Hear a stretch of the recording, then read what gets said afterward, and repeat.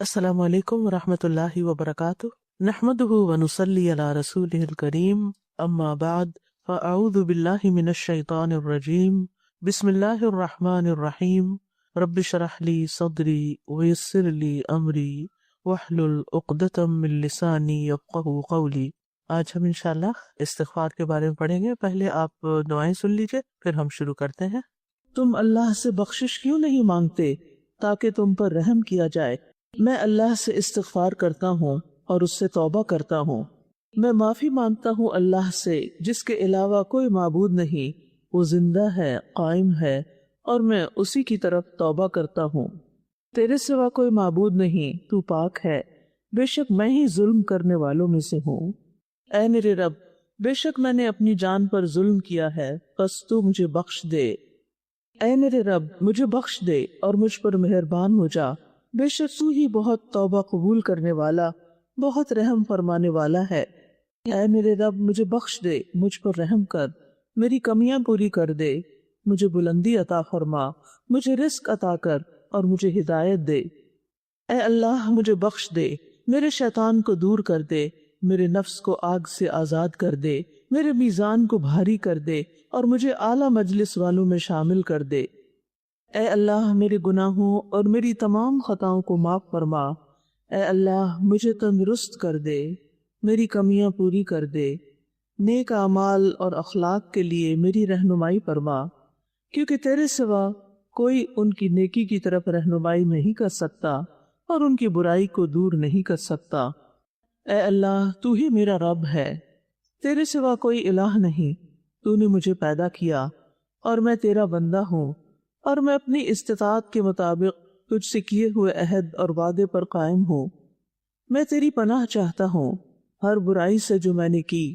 میں اپنے اوپر تیری عطا کردہ نعمتوں کا اعتراف کرتا ہوں اور اپنے گناہ کا اقرار کرتا ہوں، بس مجھے بخش دے، کیونکہ تیرے سوا کوئی گناہوں کو بخش نہیں سکتا۔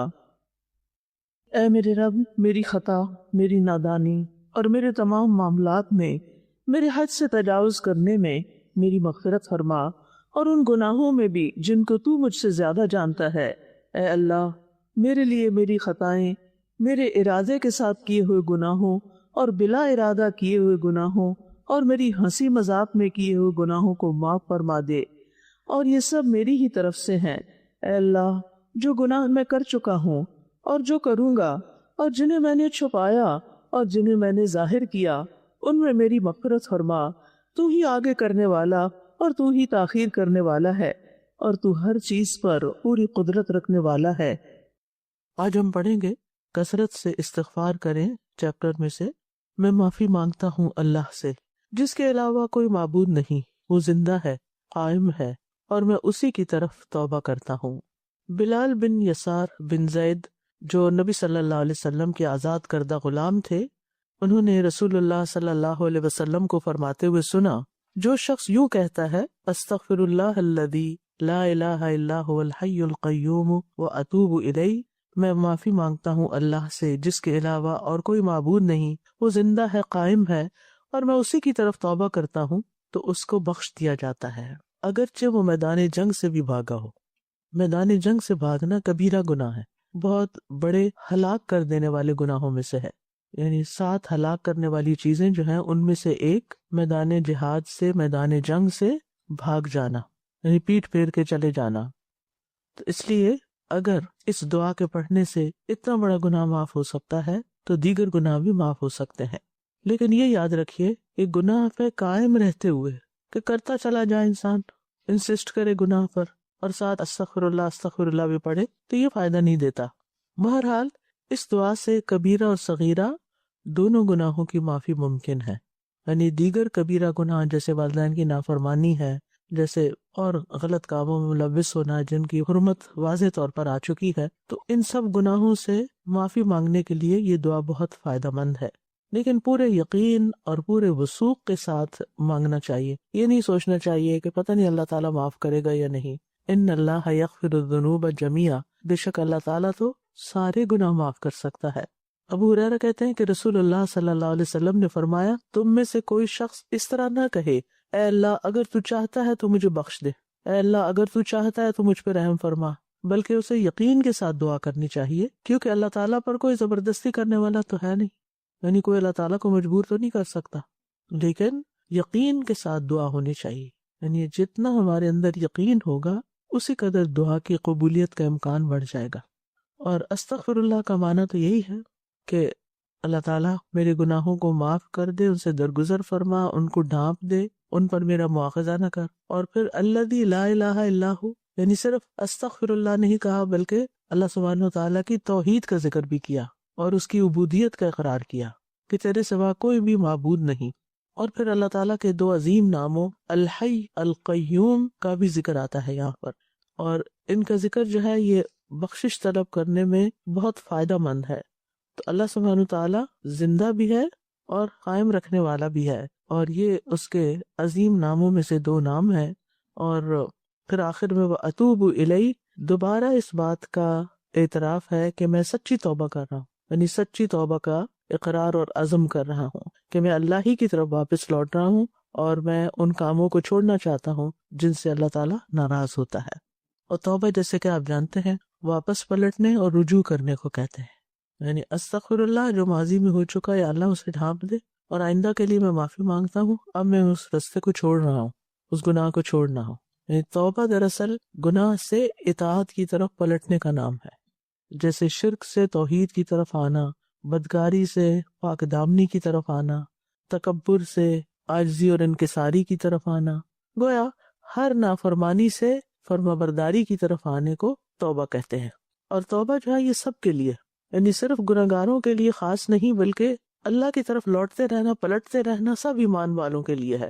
اللہ تعالیٰ نے حکم دیا وَتُوبُوا إِلَى اللَّهِ جَمِيعًا أَيُّهَا الْمُؤْمِنُونَ لَعَلَّكُمْ تُفْلِحُونَ، تم سب کے سب اللہ کے حضور توبہ کرو، یعنی ہر مسلمان کو توبہ کرنی چاہیے اور اس بات کا ارادہ اور اظہار کرنا چاہیے کہ میں اللہ کی طرف پلٹتا ہوں، یعنی جو میری موجودہ حالت ہے اس پر قائم نہیں رہنا چاہتا بلکہ اس سے زیادہ اللہ کے قریب ہونا چاہتا ہوں، اللہ کی طرف پلٹنا چاہتا ہوں۔ رسول اللہ صلی اللہ علیہ وسلم نے فرمایا اے لوگو گناہوں سے باز آ جاؤ اور اللہ کی طرف رجوع کر لو، اور میں ایک دن میں 100 مرتبہ اللہ کی طرف رجوع کرتا ہوں، اللہ کی طرف پلٹتا ہوں۔ اور ویسے بھی جب کوئی غلطی ہو جائے تو پھر دیر نہیں لگانی چاہیے، فوری توبہ کر لینی چاہیے، جیسے کہ قرآن مجید میں آتا ہے نا ثم یتوبون من قریب، کہ وہ جلدی توبہ کر لیتے ہیں۔ تو گناہ کا بوجھ اپنے اوپر لادے نہیں رکھنا چاہیے، کیونکہ یہ بدترین بوجھ ہے۔ انسان زندہ رہتا ہے تو اس کے اندر ایک گلٹ رہتی ہے، وہ شرمندہ رہتا ہے، اندر سے ایک بوجھ محسوس کرتا ہے، اور اگر مر جائے تو وہ الگ وبال جان ہے۔ نبی صلی اللہ علیہ وسلم نے فرمایا تم کوئی برائی کرو تو اسی وقت توبہ کرو، چھپی ہوئی برائی کی توبہ چھپے انداز میں نہیں، خفیہ، اور اعلانیہ گناہ کی توبہ اعلانیہ انداز میں کرو۔ اور اگر کوئی توبہ نہیں کرتا تو یہ اس کے گناہ گار ہونے کی دلیل ہے۔ وَمَن لَّمْ يَتُبْ فَأُولَٰئِكَ هُمُ الظَّالِمُونَ۔ ابن قیم کہتے ہیں کہ اس آیت میں اللہ تعالیٰ نے بندوں کی 2 قسمیں بیان فرمائی ہیں، ایک توبہ کرنے والے اور ایک ظالم، اور اس کے علاوہ کوئی تیسری قسم نہیں ہے۔ تو جو توبہ نہیں کرتے وہ کیا کر رہے ہیں؟ اپنے اوپر ظلم کر رہے ہیں، یعنی توبہ نہ کرنے والے ظالم شمار ہوتے ہیں۔ ابن رجب کہتے ہیں جس نے توبہ کیے بغیر صبح اور شام کی، یعنی معافی نہیں مانگی اللہ سے نہ صبح نہ شام، وہ خطرے میں ہے۔ اسے یہ خوف دامنگیر ہوتا ہے کہ کہیں بغیر توبہ کے اللہ سے ملاقات نہ ہو جائے اور اللہ اس کا شمار ظالموں میں نہ کرے، یعنی اگر کوئی توبہ کیے بغیر مر جاتا ہے تو اس کا شمار پھر ظالموں میں ہو سکتا ہے۔ اور انسان جب توبہ کرے تو جینوئنلی کرے، سچے دل سے کرے، پورے اخلاص کے ساتھ کرے، یہ نہیں کہ صرف اوپر سے الفاظ ہی ہوں اور ان کی کوئی روح نہ ہو۔ اسی لیے اللہ تعالیٰ فرماتے ہیں توبوا الی اللہ توبۃ نصوحا، سچی اور خالص توبہ کرو۔ اور اس کا مطلب کیا ہے کہ اللہ ہم یہ گناہ چھوڑنا چاہتے ہیں اور واپس کبھی بھی اس کی طرف نہیں پلٹیں گے، اور اس گناہ پر انسان شرمندہ بھی ہو اور آئندہ نہ کرنے کا عزم بھی ہو، اور پھر ایسی توبہ ہو کہ جس سے انسان کو حقیقی فائدہ بھی ہو کہ واقعی وہ اس دلدل سے باہر نکل آیا ہے۔ یعنی توبہ جو ہے وہ گناہوں کی معافی کا ذریعہ تو ہے ہی، گناہوں کو چھوڑنے کا ذریعہ بھی ہے۔ عملی طور پر انسان گناہوں کو ترک کر دے۔ اور ندامت کا کیا مطلب ہوتا ہے کہ میں نے جو کیا ہے وہ غلط کیا ہے، میں اس پر شرمندہ ہوں، اور اسی لیے کہتے ہیں الندم التوبہ، نادم ہونا جو ہے، اقرار کر لینا، شرمندہ ہونا، یہی دراصل توبہ ہے۔ اور پھر اصرار نہ کرنا اور آئندہ زندگی پہلے سے بہتر ہو جانا، یعنی نیک کاموں میں اضافہ ہونا اور اپنی اصلاح کرتے جانا۔ اور پھر یہ ہے کہ جب کوئی توبہ کرے اور پکی توبہ کرے تو اس کے پچھلے گناہ بھی معاف ہو جاتے ہیں، لیکن اگر آئندہ دوبارہ انسان اسی کام میں پڑ جائے تو اگلے اور پچھلے سارے ہی کاؤنٹ ہو جاتے ہیں. پھر اس سے بھی ڈرنا چاہیے. یعنی مثلاً اگر ایک انسان نے توبہ کر لی، اس کے گناہ پچھلے ختم ہو گئے. مثلا کوئی شراب پیتا ہے تو اس نے کیا کیا، شراب چھوڑ دی، توبہ کر لی، مسجد جانے لگا، ٹھیک ہو گیا. کوئی چند سال گزرنے کے بعد پھر کوئی ایسے لوگ مل گئے جنہوں نے اس کو پھر ورغلا لیا اور وہ دوبارہ سے پینا شروع ہو گیا اور نمازیں بھی چھوڑ دی. تو کیا ہوا؟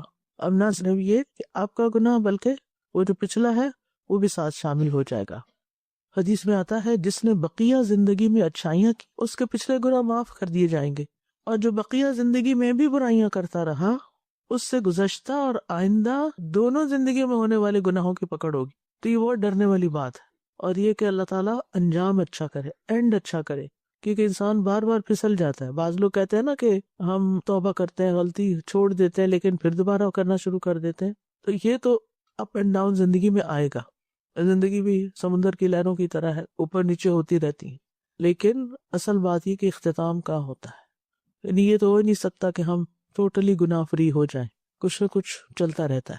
انسان ہے، کمزور ہے، گر جاتے ہیں بار بار، پھر اٹھ جاتے ہیں. لیکن یہ نہیں کہ اگر گرے تو پھر گرے ہی چلے جائیں. تو استاد اینڈ تو یہ ہے کہ حسن خاتمہ کی دعا مانگیں. اس لیے بالکل انسان حسن خاتمہ کی اللہم احسن عاقبتنا فی الامور کلہا واجرنا من خزی الدنیا وعذاب الآخرہ. استاذہ اگر آپ کے ہاتھ میں نہیں ہے کہ وہ اس گناہ، جس طرح ہسبینڈ کو آپ قائل کر رہے ہیں کہ یہ کام چھوڑ دیں، تو اس کے ذمہ دار آپ نہیں ہیں. اسی لیے کسی بھی گناہ سے اپنے آپ کو ڈس ایسوسیٹ کرنا چاہیے کہ میں اس میں ساتھ نہیں دے رہا، میں اس پر راضی نہیں. استاذہ میرا ایک سوال یہ تھا کہ اکثر ایسا ہوتا ہے کہ آپ سے کوئی تکلیف یا کسی کا دل دکھ جاتا ہے، ہم سے بھی غلطی ہو جاتی ہے، لیکن آپ دوسروں سے معافی مانگتے ہیں یا اس طرح سے اپنی غلطی کا احساس کے بعد، لیکن دوسرے کہتے ہیں نہیں ہم نے تو آپ کو معاف نہیں کیا، ہم سے بیٹھ کے بات کریں، ہم سے یوں کریں. تو لائک ایز لانگ ایز آپ نے معافی مانگ لی تو پھر معاملہ اللہ کے باہر چلا گیا. اگر وہی آگے سے کہیں کہ ہم نے اپنا معاملہ اللہ پہ چھوڑ دیا اور اب آپ کو پوچھیں گے، جی ان کو اللہ پھر فیصلہ کرے گا نا. اللہ کے دربار میں گیا تو اللہ تو ظلم کرنے والا نہیں ہے. بے شک. استاذہ ہے کوشچن، جیسے آپ نے کہا کہ گناہ کرتے ہیں تو ایک تو اللہ کی نافرمانی گناہ، اور ایک بندوں کو جیسے انہوں نے کہا ہرٹ کرتے ہیں، کوئی باتیں سم ٹائم آپ سے ہو جاتی ہیں، تو پھر جو شرمندگی ہے، شرمندگی actually your guilt, you know you did something wrong. تو اب ہم اللہ سے تو معافی مانگ لیتے ہیں، سب کر لیتے ہیں، لیکن اتنی ہمت نہیں ہوتی کہ کسی بندے سے معافی مانگیں جس کو ہرٹ کیا. تو اگر ہم یہ والا سیکنڈ اسٹیپ نہیں کریں تو توبہ is not accepted, is not complete. اور سیکنڈ کیس اگر the person is not available, جی اگر اویلیبل نہیں تھا، آئندہ سے آپ اس کے ساتھ اچھا کریں تاکہ وہ آپ کے لگائے ہوئے زخم کو بھول جائے. دیکھیے ایک ہوتا ہے صرف زبان سے کہتے رہنا آئی ایم سوری اور پھر وہی کرنا، سوری بھی کرنا اور وہی کرنا. اس کا مطلب یہ کہ اندر سے کوئی نہیں ہے. اور اگر آپ نے معافی مانگ بھی لی یا اس سے نہیں کہہ سکے شرمندگی کے مارے، لیکن آپ نے وہ غلطی دوبارہ کرنی چھوڑ دی اور آپ نے کسی سے بدسلوکی کی، اب آپ اس سے سلوک کر رہے ہیں، تو انشاءاللہ یہ جو آپ کو حسن سلوک ہے وہ اس کو مٹا دے گا. لا الہ الا انت سبحانک انی کنت من الظالمین. تیرے سوا کوئی معبود نہیں، تو پاک ہے، بے شک میں ہی ظلم کرنے والوں میں سے ہوں.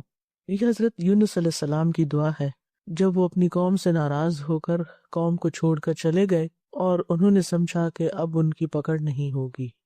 دیکھیں یہ بھی ہوتا ہے انسان کے ساتھ کہ انسان ایک غلط کام کرتا ہے اور پھر سوچتا کچھ نہیں ہوتا، اس سے کیا ہوتا ہے، میرے ساتھ بھی تو ایسا اور ایسا کیا گیا، یہ نہیں ہونا چاہیے. تو بہرحال آپ جانتے ہیں سارا واقعہ کہ کس طرح پھر مچھلی کے پیٹ میں چلے گئے اور انہوں نے وہاں اندھیروں میں جا کے پکارا کہ تیرے سوا کوئی معبود نہیں، تو پاک ہے ہر عیب کمی کوتاہی سے، یقیناً میں ظلم کرنے والوں میں سے ہو گیا ہوں. تو ان کے اس اعتراف کی وجہ سے اللہ سبحانہ تعالیٰ نے ان کی دعا قبول کر لی اور انہیں غم، مصیبت، اس تکلیف اور پریشانی سے نجات عطا کی. اور پھر ساتھ وعدہ بھی کیا کہ وَكَذَلِكَ نُنْجِي الْمُؤْمِنِينَ، سارے مومنوں کو ہم اسی طرح نجات دیتے ہیں. یہ ہمارے لیے ایک بہت بڑی ہوپ اور امید ہے کہ اگر ہم بھی اسی طرح دعا کریں گے اور سچے دل سے کریں گے تو اللہ تعالیٰ معاف فرما دیں گے. تو اس سے پتہ چلتا ہے کہ غلطی پر اڑنا نہیں چاہیے بلکہ واپس پلٹ آنا چاہیے، معافی مانگ لینی چاہیے، ڈٹ نہیں جانا چاہیے کہ میں ایسے ہی کروں گا، میں نے ٹھیک کیا ہے اور اپنی غلط بات انسان منوانا شروع کر دے، کسی کی نصیحت پہ کان ہی نہ دھرے اور نصیحت کرنے والے سے نفرت کرے اور اصرار کرے کہ میں نے اب کیا، میں آئندہ بھی کروں گا، تو یہ چیز اللہ تعالیٰ کو پسند نہیں۔ ہم انسان ہیں، ہم سے غلطیاں ہو جاتی ہیں، لیکن غلطیوں پہ اڑنا نہیں چاہیے، غلطیوں کو مان جانا چاہیے، ان سے سبق سیکھنا چاہیے، ان کی اصلاح کرنی چاہیے، توبہ کرنی چاہیے اور پہلے سے زیادہ بہتر انسان بننے کی کوشش کرنی چاہیے۔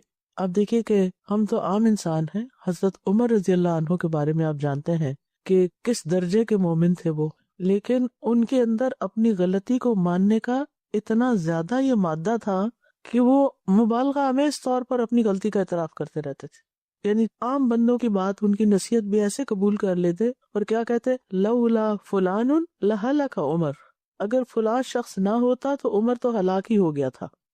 یعنی کسی کی نصیحت پر ناراض ہونا تو دور کی بات، اس کو توجہ سے سننا اور اس کو دیر اینڈ دین اپریشیٹ کرنا۔ اور یہ عمر کون ہیں جن کے بارے میں نبی صلی اللہ علیہ وسلم نے ایک بار برملا فرمایا تھا، اگر میرے بعد کوئی نبی ہوتا تو عمر ہوتے۔ یعنی اتنے پاک باز متقی انسان جن کو اللہ کے رسول صلی اللہ علیہ وسلم ویلیڈیٹ کر رہے ہیں اور ان کی تعریف کر رہے ہیں۔ اچھا، بائی دی وے یہاں پر سائیڈ نوٹ کے طور پر یہ بات بھی کرتی چلوں کہ اس سے بڑا کریڈٹ کسی کو کیا مل سکتا ہے، کسی کی نیکی کا، اور وہ آپ سب کے سامنے ان کی اس نیکی کا اظہار کرے، ان کی تعریف ہی کر رہے ہیں ایک طرح سے۔ وہ ہم نے ایک حدیث پڑھ لی ہوتی ہے کہ کسی کی تعریف نہیں کر سکتے، اس کے کمر توڑ دینے کے مترادف ہے، ٹھیک ہے، لیکن وہ چاپلوسی اور مبالغہ آمیزی اور غیر حقیقی باتیں کرنا وہ درست نہیں۔ لیکن آپ اگر اپنے بچوں کو اپریشیٹ کرتے ہیں کسی چیز پر کہ الحمدللہ مجھے بہت خوشی ہے کہ آپ نے یہ کام کر لیا ہے، تو یہ اس کو بگاڑنے میں نہیں آتا۔ ہر انسان کو ویلیڈیشن چاہیے ہوتی ہے کہ اس نے اگر کوئی اچھا کام کیا ہے تو اس کو ایکنالج کیا جائے۔ بعض اوقات ہم کہتے ہیں ہمارے لیے کیا، اللہ کے لیے کیا نا، اللہ خود ہی جزا دے دے گا اس کو۔ یہ رویہ انتہائی غلط ہے۔ نبی صلی اللہ علیہ وسلم اپنے ساتھیوں کو کس طرح جوڑ کر رکھتے تھے، کتنا زیادہ ان سے محبت کرتے تھے اور محبت کا اظہار بھی کرتے تھے۔ یا معاذ انی احبک فی اللہ، اے معاذ میں تم سے اللہ کی خاطر محبت کرتا ہوں۔ اور اسی طرح اور بھی بہت سے واقعات ملتے ہیں جس میں آپ صلی اللہ علیہ وسلم اپنے ساتھیوں کی قدردانی کرتے ہوئے نظر آتے ہیں۔ تو بہرحال ہم سب کے اندر تواضع کی صفت ہونی چاہیے، عاجزی اور انکساری ہونی چاہیے، تاکہ تکبر نکل جائے زندگی سے۔ تکبر اتنی خطرناک چیز ہے کہ جس کی وجہ سے ابلیس کی معافی نہیں ہوئی۔ ابلیس نے ایک دفعہ حضرت موسیٰ سے کہا نا کہ کیا میرے لیے معافی کی کوئی صورت ہو سکتی ہے کہ میں لوٹنا چاہتا ہوں؟ تو حضرت موسیٰ نے اللہ تعالیٰ کے دربار میں عرض کیا تو اللہ تعالیٰ نے فرمایا کہ ٹھیک ہے، پھر آدم کی قبر کو جا کے سجدہ کر لے، لیکن نہیں مانا، ضد، انا، اندر کی اڑدرمی۔ یعنی یہ نہ کہا جائے مجھ سے بس میں ویسے معافی مانگتا ہوں، نہیں، جو آپ غلط کر رہے ہیں اس کو غلط کہے تبھی معافی ہوگی۔ یہ نہیں اپنی غلطی کو آپ صحیح بھی کہتے رہے اور آپ کہیں نہیں، I'm sorry، میں معافی مانگتا ہوں، آپ اس کی اصلاح بھی کریں۔ تو حقیقی تواضع کیا ہے کہ انسان کے اندر سے کبر کا مادہ نکل جائے، صاف ہو جائے، کیونکہ رائی کے دانے کے برابر بھی تکبر جو ہے وہ انسان کے لیے ہلاکت خیز ہے، جنت میں جانے سے رکاوٹ ہے۔ اور تواضع کیا ہے کہ انسان دوسرے کی خوبی پر نظر رکھے، اپنی غلطی پر رکھے اور سلام کرنے میں پہل کرے۔ جیسے ہسبینڈ وائف ہیں گھر میں، تو صحابہ کا کیا طریقہ تھا، اگر کہیں جا رہے ہوتے تو بیچ میں درخت بھی آتا پھر آمنے سامنے تو پھر سلام کر لیتے۔ تو جس گھر میں سلام کی کثرت ہوتی ہے وہاں پر سب کے اندر ایک طرح سے تواضع ہوتی ہے، خیر میں پہل کر لینا۔ اور پھر یہ کہ زندگی میں کامیاب لوگوں کی جو صفات ہیں ان میں سے ایک کہ وہ اپنے آپ کو وہ کچھ نہیں سمجھتے مگر دوسروں کو اہمیت دیتے ہیں۔ یہ اچھے ریلیشن شپ کے لیے بہت ضروری ہے کہ جو لوگ آپ سے متعلق ہیں، چاہے خون کے رشتوں میں، چاہے دوستی کے رشتوں میں یا کسی بھی اور تعلق میں، آپ ان کو امپورٹنس دیں، ان کو ان کا ڈیو رائٹ دیں، ان کے مقام کو تسلیم کریں۔ بعض رشتے ایسے ہوتے ہیں نا جن میں جیلسیز ہوتی ہیں، پھر انسان ان کو ایکسپٹ نہیں کرتا، اکنالج ہی نہیں کرتا، ان کو اگنور کرتا ہے، ان کی طرف توجہ نہیں کرتا۔ تو حقیقی تواضع کیا ہے کہ انسان سب کے مقام کے مطابق ان سے معاملہ کرے، انسان کے اندر اکڑ نہ ہو، اور پھر یہ کہ انسان اپنی غلطیوں سے سیکھنے والا ہو، اس کے اندر لرننگ پروسیس جاری رہے۔ یہ ہو نہیں سکتا کہ ہم سے غلطی نہ ہو، کبھی انجانے میں ہو کہ بھول کے ہو جائے گی، آپ کی انٹینشن نہیں ہے پھر بھی ہوگی، اور کبھی انسان ہے نا کمزور، انٹینشن بھی ہوتی ہے، اس کو تو میں مزہ چکھا کے چھوڑوں، تو جب مزہ چکھانے لگتے ہیں تو پھر زیادتی کاری جاتے ہیں۔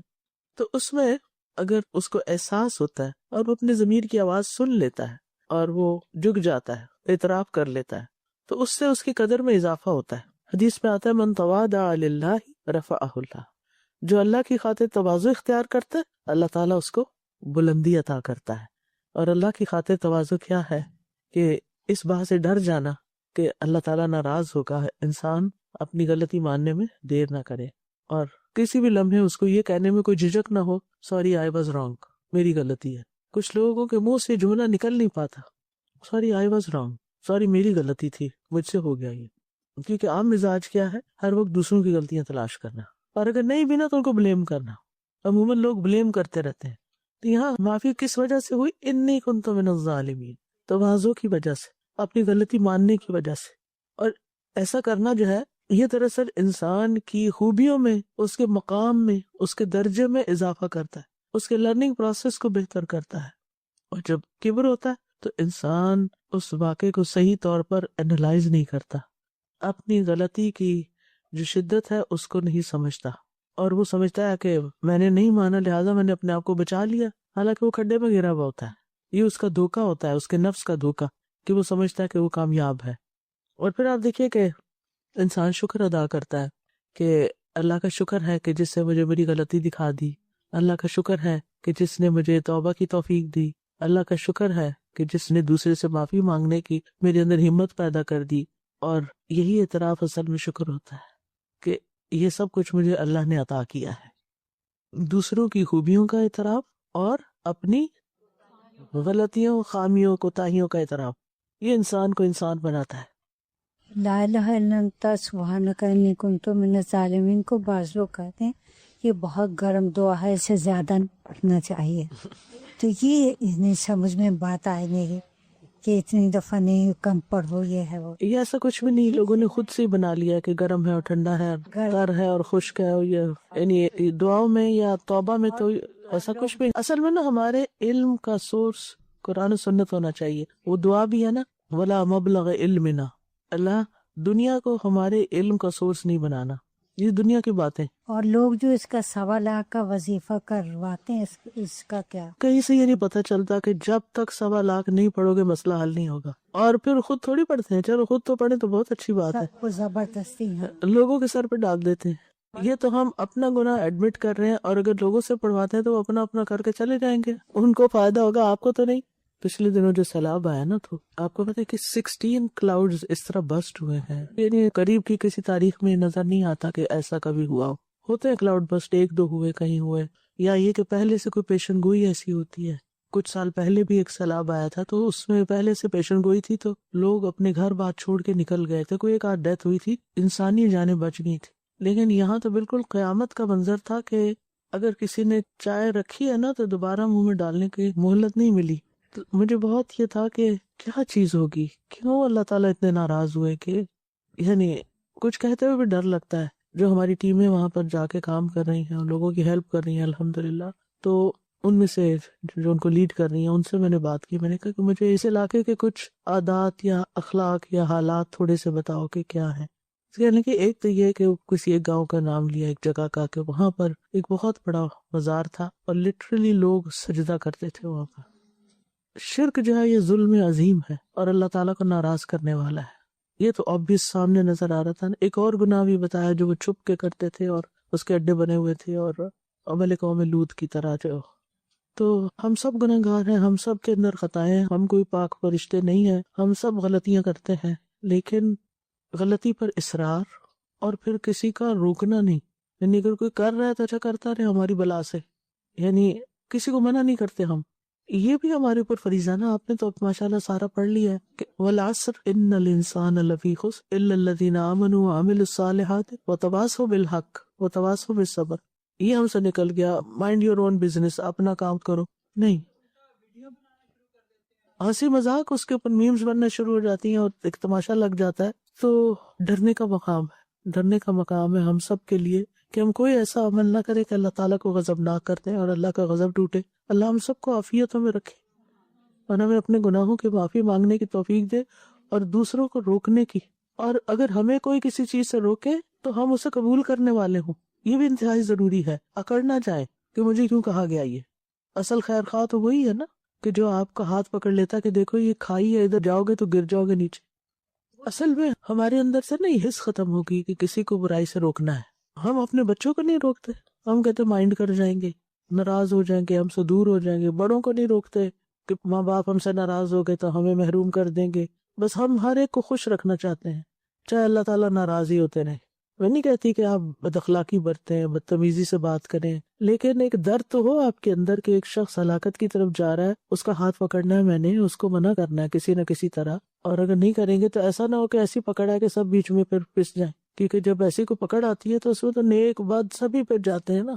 سر جی آپ نے کہا نا کہ دوسروں کی خوبیوں پہ نظر رکھو اور اپنی خامیوں، اس آیت میں بھی دیکھیں آپ یہی ہے انی کنتم من الظالمین. جی ہاں، اللہ کی تسبیح اور اپنی غلطی کا اعتراف.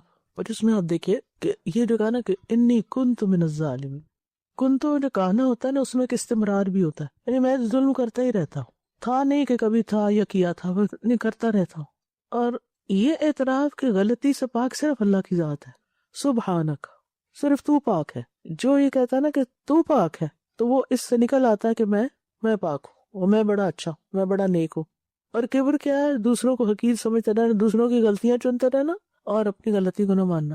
اور ہم بعض اوقات باہر والوں کو تو معاف کر دیتے ہیں کہ ہماری بلا سے ہم سے ریلیٹڈ ہی نہیں، جو مرضی کوئی کرے، اچھا کر رہا ہے برا کر رہا ہے اس کے اپنے لیے. لیکن ہم اپنے گھروں کے اندر، ہم اپنے ریلیشنز میں ہسبینڈ وائف بھی ایک دوسرے کو معاف نہیں کرتے، دوسرے کو حقیر سمجھتے. یہ کم پڑھا لکھا ہے، اس کے پاس پیسے کم ہے، میرا گھرانہ تو بہت امیر تھا، میں تو بہت پڑھے لکھے لوگوں میں سے ہوں، مجھے تو پورا قرآن آ گیا ہے، ان کو تو کچھ دین کا پتہ ہی نہیں ہے. یہ رویہ بھی نہیں ہونا چاہیے. اگر اللہ نے ہمیں کوئی بھی نعمت دی ہے نا تو شکرانہ طلب کرتی، ہم سے شکر کرتے رہنا چاہیے، نہ کہ اس نعمت کو پا کے اکڑ اور پھر جس کے پاس نہیں اس کو حقیر سمجھے. یہ نہیں ہونا چاہیے.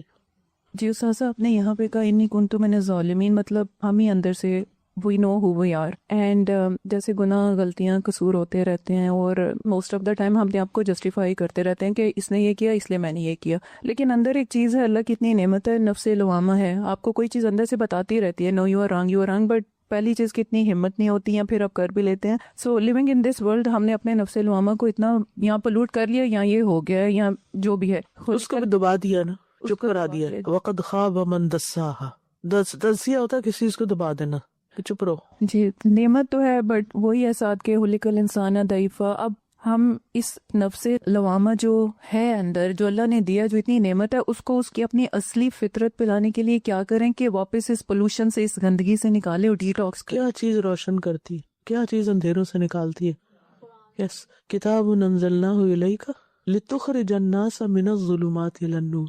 ظلمت نہیں، ظلمات ہیں، لیئرز ہیں، ایک کے بعد ایک اترتی ہے. رب إني ظلمت نفسي فاغفر لي. اے میرے رب، بے شک میں نے اپنی جان پر ظلم کیا ہے، بس تو مجھے بخش دے. یہ دعا موسیٰ علیہ السلام نے اس وقت مانگی جب بغیر ارادے کے ان سے ایک انسان قتل ہو گیا تھا. موسیٰ علیہ السلام نے پہلے اپنی غلطی کا اعتراف کیا، انی ظلمت نفسی، پھر اللہ سے اپنے گناہ کی معافی مانگی.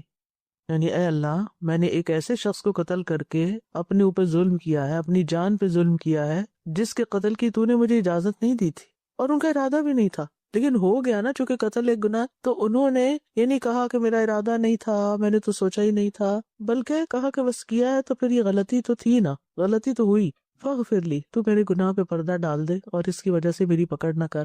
اور ظلم کیا ہوتا ہے؟ کسی چیز کو اس کے اصل مقام پر نہ رکھنا، خواہ کمی کر کے یا زیادتی کر کے، دونوں طرح، یا اسے اس کے صحیح وقت یا اصلی جگہ سے ہٹانا.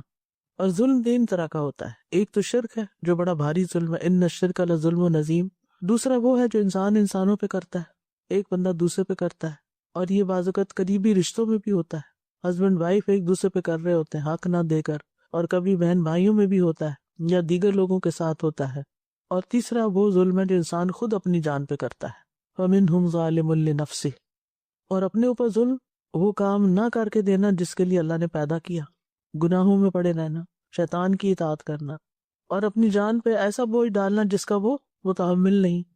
ربنا ولا تحملنا ما لا طاقت لنا بہ. تو حد سے تجاوز کرنا بھی گناہ ہوتا ہے، حدیں توڑنا. اور موسیٰ علیہ السلام کے اخلاق آپ دیکھیے کہ جان بوجھ کے نہیں بھی کیا، ان کی کتنی بلند شان ہے کہ پھر بھی اس پہ معافی مانگی اور فوری مانگی. اور یہ انبیاء اور صالحین کا طریقہ رہا ہے. آدم علیہ السلام نے بھی کیا کیا تھا، جب انہیں احساس ہوا کہ ان سے غلطی ہو گئی ہے، قالا ربنا ظلمنا انفسنا، پہلے اپنے اوپر لیا، ظلمنا انفسنا وان لم تغفر لنا وترحمنا لنکونن من الخاسرین۔ تو جو لوگ جہالت کی بنا پہ گناہ کرتے ہیں نا، بھول جاتے ہیں، جیسے موسیٰ علیہ السلام سے بھول، یا آدم علیہ السلام سے بھی، یا عام انسانوں میں سے بھی کسی سے بھول ہو جاتی ہے، تو وہ تو پلٹ آتا ہے، لیکن جو کبر کی وجہ سے گناہ کرتا ہے نا، وہ رجوع نہیں کرتا، وہ نہیں پلٹتا جیسے شیطان نے کیا۔ اور یہی فرق ہے۔ تو ہمیں یہ دیکھنا چاہیے کہ ہم نے صالحین کا رویہ اختیار کیا ہے یا شیطان کو فالو کر رہے ہیں، کہ اپنے گناہ کے عذر بہانے ڈھونڈ کر اپنے آپ کو جسٹیفائی کر لیا ہے۔ اور اس دعا سے یہ پتہ چلتا ہے کہ انسان انسان ہے، چاہے اللہ تعالیٰ اس کو ایک پیغمبر کے طور پر منتخب کر لے، پھر بھی وہ انسان ہوتا ہے، اور اگر اتنے بڑے مقام پہ پہنچ کر خطا ہو سکتی ہے تو پھر ہر انسان سے خطا ہو جاتی ہے۔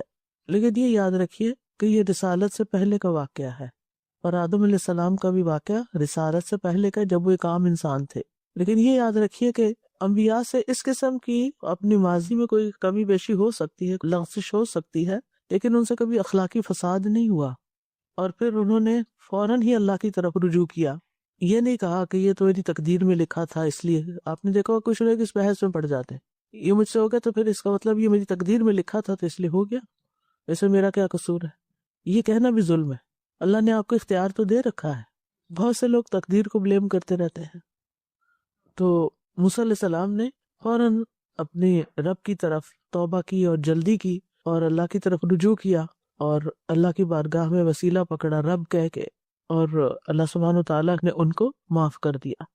سر جی، سورۃ القصص میں جب ہم یہ دعا پڑھ رہے تھے نا، تو وہاں پہ ہم نے دیکھا تھا نا کہ اس کے بعد جب موسیٰ علیہ السلام کا اللہ سبحانہ تعالیٰ کے ساتھ مکالمہ ہوا تھا، تو وہاں پہ انہوں نے اس کا ذکر بھی کیا تھا، یعنی اپنی غلطی کو یاد بھی رکھا اور اس کو اتنا چھوٹا نہیں سمجھا۔ وہ گناہ جو ہے دل میں کھٹکتا رہا ہمیشہ، اگرچہ کہ اس کی معافی بھی مل گئی تھی، وہ رتبہ بھی مل گیا تھا، لیکن بہرحال اس کو یاد رکھا۔ اسی طرح حضرت عمر کے بارے میں بھی آتا ہے نا کہ ہم کیا تھے اور اسلام نے ہمیں کیا بنا دیا، تو وہ اپنی ساری چیزوں کو یاد رکھنے سے کیا ہوتا ہے کہ انسان پھر اس گناہ سے بچا رہتا ہے۔ ورنہ اگر یہ احساس بھی آ جائے نا کہ اب تو مجھے معافی مل گئی ہے تو اب میں جو چاہوں اسے کروں، یہ احساس بھی غلط ہوتا ہے۔ بالکل، یا یہ کہ پھر معافی مانگ لوں گا، ابھی کر لوں نا اچھی طرح۔ وہ کہتے نہیں ابھی ہم یہ کریں لیکن ہم حج کر لیں کہ اس کے بعد ہمارے سب گناہ صاف ہو جائیں گے، بٹ وہ اس بنیاد اگر وہ اچھی امید رکھتے ہیں کہ ہم انسان خطا کار ہیں جیسے ہم سب کہتے ہیں، لیکن اس انتظار پر کہ چونکہ حج پہ جانا ہے اس لیے اس سے پہلے جی بھر کے غلط کام کر لو، تو یہ درست نہیں۔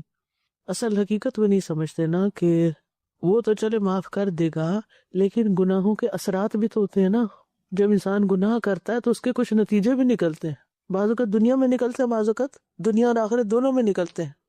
وآخر دعوانا ان الحمد للہ رب العالمین، سبحانک اللہم و بحمدک، اشہد ان لا الہ الا انت، استغفرک و اتوب الیک۔ السلام علیکم و رحمۃ اللہ وبرکاتہ۔